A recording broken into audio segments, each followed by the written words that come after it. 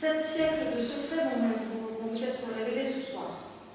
Des choses en fait qui n'ont jamais été dites quand on visite habituellement le musée, des noms, des secrets. Alors je vais vous confier à cette sœur. Vous allez prendre grand soin, ma sœur, d'eux, et veiller à ce qu'ils ne se perdent pas durant leur petite quête.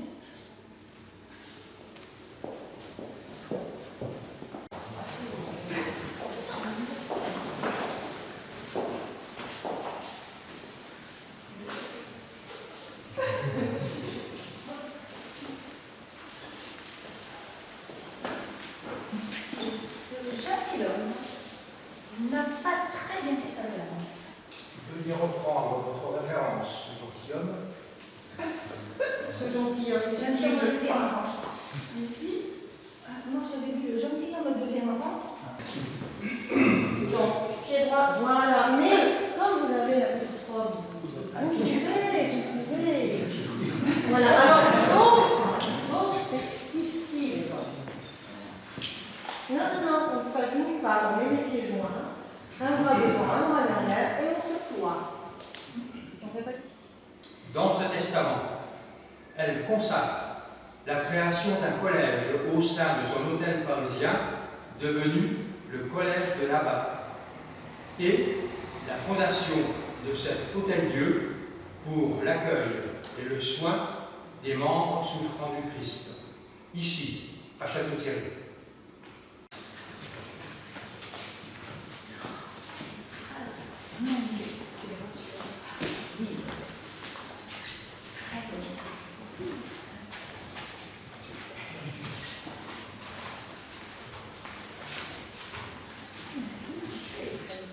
Donc, dans cette première salle, vous avez des calices dans la vitrine, des calices en or ou en argent.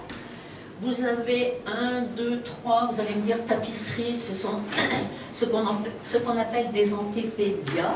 C'est un antépédium, il y a 3 antépédias, c'est-à-dire des devants de terre. Excusez-moi. Ma sœur, j'hésite à prendre le voile. Pourriez-vous me raconter votre vie ici?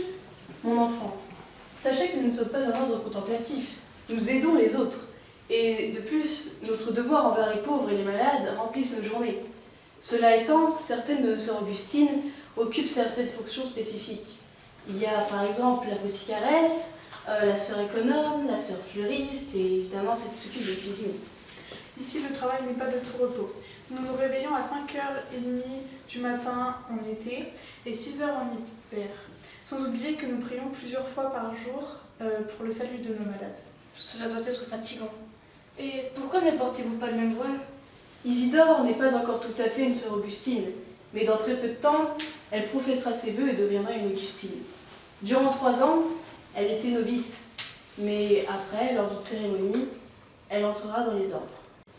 Sœur Lucie, conduisez ces gens, nous en avons déjà trop dit, et l'Hôtel-Dieu renferme encore bien des mystères. Volontaires de 92, écoutez-moi! Depuis 3 ans, le peuple s'est soulevé contre les privilèges, contre la monarchie et pour ses droits. Il reste encore des bastions à réformer. On m'a dit que les aristocrates sont cachés derrière les murs de l'Hôtel-Dieu. Allez, les aristocrates, hein, y a que ça. Ah bah l'aristocratie! Il paraît que les sœurs n'ont pas prêté serment. C'est un crime contre la Constitution partie. On raconte qu'elle cache des prêtres assermentés en malade afin qu'ils ne soient pas arrêtés. Nous ne pouvons traverser cette cité sans nous assurer que les lois révolutionnaires soient respectées de tous. Nous qui partons défendre notre patrie contre ces Prussiens monarchistes, allons trouver ces réfractaires à la Révolution. Il paraît même que ces religieuses cachent un trésor. Mes camarades, depuis 1789, les biens du clergé sont à la disposition de la nation. Si cette règle ne se fait pas appliquer dans cette cité, nous le ferons. En avant! Ouais! Ah, ça ira, ça ira, ça ira. Le vierge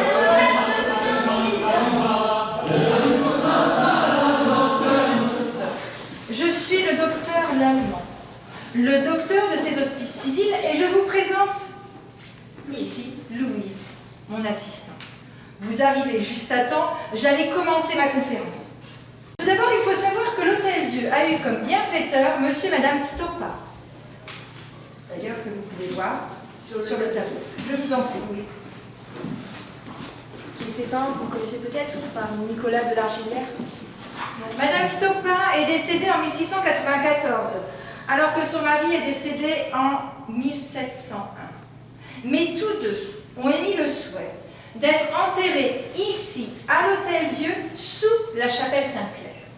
Mais hélas, lors de la Révolution française, leur caveau a été ouvert, sûrement pour y rechercher des bijoux, aujourd'hui disparus. Leurs 2 cercueils ont été éventrés au niveau du buste et des mains.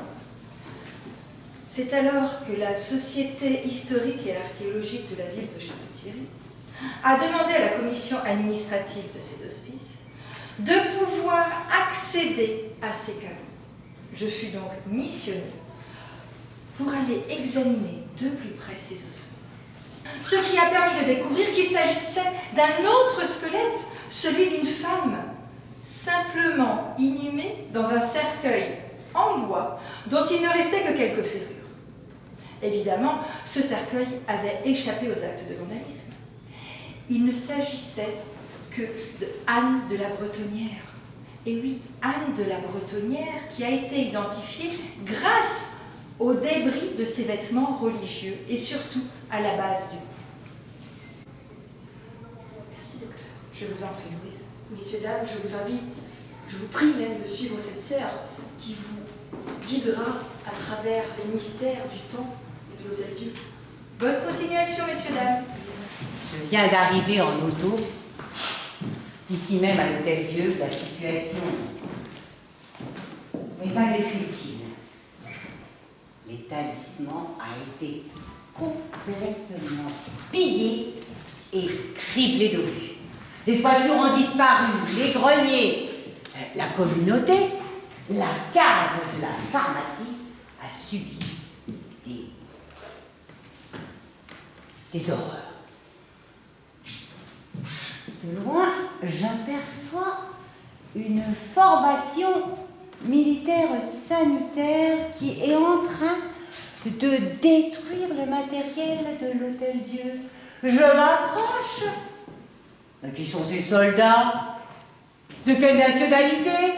Ce sont des Américains! Ils jettent par les fenêtres tout le matériel de notre Hôtel-Dieu. Mais tout le matériel, pas seulement le linge ou les meubles, mais aussi le matériel médical. Ils en font un énorme brasier qui, paraît-il, brûle depuis 3 jours.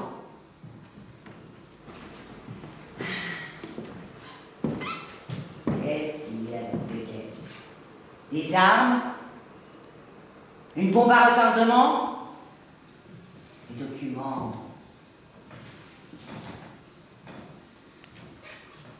Qui pourraient nous incriminer? Vous allez voir. Soyez prudents.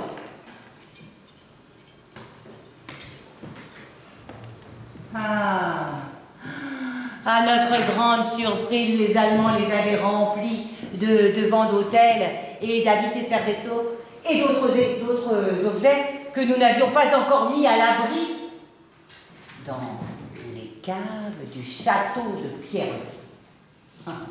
Par chance ou en vue des circonstances, ces objets sont miraculeusement restés. Ah, vous voilà enfin, vous en avez mis du temps, vous êtes en retard. Ah, vous commencez bien pour un premier jour. Soyez pas vaches, ils ont sûrement été contrôlés par des boches. Oh oui, ceux-là, ils sont toujours en train d'épier nos faits et gestes. Ça parlait en fait pour l'hôtel. Pas vraiment. Je devrais pas le dire, mais mon fils, Marcel, il fait partie des résistants. Ah, tant mieux, ça nous en fait un de plus. Il lui est arrivé quelque chose? Ben oui, il s'est blessé en essayant de faire sauter la ligne Paris-Château-Thierry. Il est sacrément amoché. Il faudrait bien que le médecin vienne le voir à la maison, mais ça se saurait. Eh bien, écoute, tu le fais venir ici cette nuit et on le passera par la porte 11 bis. Oui, tu as raison. Docteur Poisson s'occupe des résistants. D'ailleurs, messieurs, dames, je vais vous demander d'aller voir ce docteur Poisson et de lui dire ce message. Ma belle-mère est malade. Entrez! Excusez-moi pour mon retard.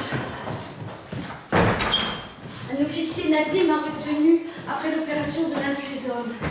Je vois très bien de qui tu veux parler. Il a d'ailleurs exigé un soldat armé dans les blocs pour chaque opération d'un soldat allemand. Une arme dans les blocs opératoires. Après, il ne faut pas s'étonner qu'il y ait des accidents. Il faut rester extrêmement discret. Je me suis chargée d'accueillir depuis le 11 bis 2 résistants. Le premier, ce jeudi, s'était blessé à la jambe. Et l'autre hier, il avait une plaie à la tête. Tous deux pourront quitter l'Hôtel Dieu demain dès l'aube. Une sœur Augustine se chargera de leur sortie. C'est parfait.